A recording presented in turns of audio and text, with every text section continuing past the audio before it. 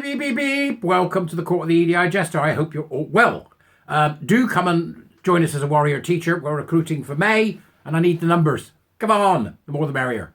Come and get involved with people who are doing great work and moving us forward in this epic battle against the unreality that surrounds us all. So please do come and join. If you can buy me a coffee, please do. Or join us at Just Right. Then you get all the films and stuff that I find they're worth watching, that I can get past the copyright machine. That's it. All right, so do that. Just do that now. And subscribe, the usual, before we start talking about a great article from Pitt Parents. Pitt is based in America, but there are various parents around the world, and it's called Parents with Inconvenient Truth About Trans. This is a great piece, and it's an interesting one because it's got a retrospective edge to it. It feels like we've passed a certain point, and I thought that was why you might like it. So it's written by Rosie Rickford, and it was on the 17th of April at 12:10. You've got, as usual, the links in the Dubras. And Rosie begins. Okay, this is an angry post. I'm angry. I'm glad you're angry, Rosie. Come on. We need that anger. It drives us forward. There is suddenly a lot of talk about the toxic debate through which both sides made it impossible to discuss differences in opinion on gender identity. I share Rosie's innate anger. Right? There were no both sides. There's right and wrong. Eew. What actually happened, which everyone knows, was that for years and years, anyone who raised concerns who was vilified as a bigot and a transphobe. A TERF. Women had to run a gauntlet of angry protesters just to get into feminist meetings. Just last month, a group of masked men carrying klaxons attempted to invade a meeting of clinicians discussing gender-related medicine. I have personally been to multiple events where I've had to walk through the groups of protesters telling me to suck dick, literally. That's so men dressed as women, right? Men dressed as women pretended to be gay men, and their allies stood there telling women to suck dick. Because these people are so mentally balanced, aren't they, with their flags and they stink. Don't get too close. You know? It's like a 24-hour wanker's basement. Don't get too close. Women had their careers ruined. For me, coming out as a feminist academic with concerns about gender identity politics was without doubt much scarier and genuinely riskier than coming out as a lesbian. I could have lost everything. I still could. Some have. As we know, various cases. Kathleen Stock being one of them. Joe Phoenix. You know, the viciousness of this so-called other side. Women were made into public effigies. Entirely reasonable concerns, including those based on personal stories of male violence, were met with rape and death threats. They were met with rape and death threats. Absolutely extraordinary. But you had people talking about, let women speak and things like that. Women wanted to tell their stories about what happened to them, often at the hands of abusive men. Meanwhile, the LARPing men and women in the dresses and, all that are shouting them down and singing songs or playing music. There's a woman talking about what's happened to her abuse, and they're playing Donna Summer. Tossers. Everyone knows that this is what was going on. For me personally, as a millennial and as a left-wing activist, try to do better. I'm kidding. The most painful part was not the people who directly cancelled me. Block that witch, she's a bigot. Those are people for whom I'm sorry, but my respect is permanently gone.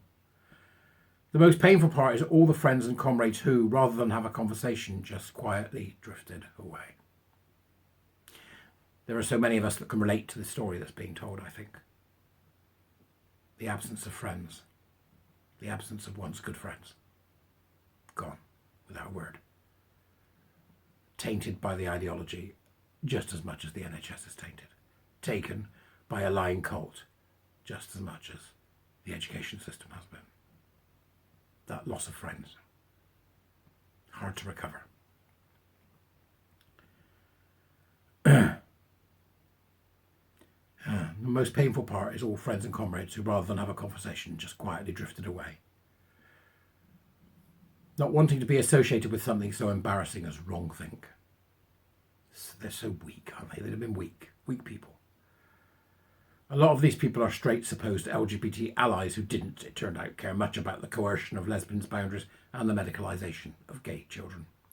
They looked the other way while we were demonised, smeared and attacked. And now this week, suddenly, it's, I would have said something, but both sides were so toxic. It's so disingenuous, isn't it? This is true. You've got to be sitting there, some of you, going, oh God, that's me. I lost friends. I lost people I loved. And it's not so much that you don't see them with me. You know, it's not, in my thing, it's not so much that you don't see them. It's not so much that you find that they distance themselves from you. It's not so much that they believe in nonsense. It's that the people you thought they were, they aren't. That's the most disappointing thing. Really. To me. They aren't the men you thought they were, Barry.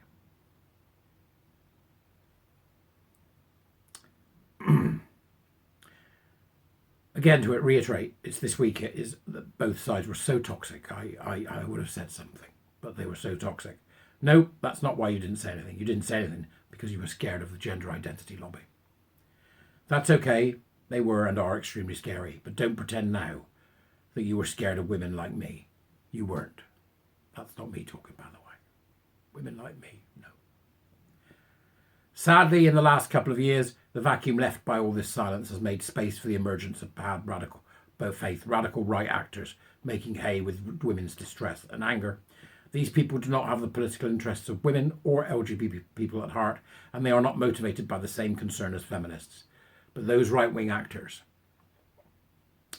have been enabled because so very, very, very many people were complicit in the silencing of the very reasonable concerns of women and LGBT people for so very, very long.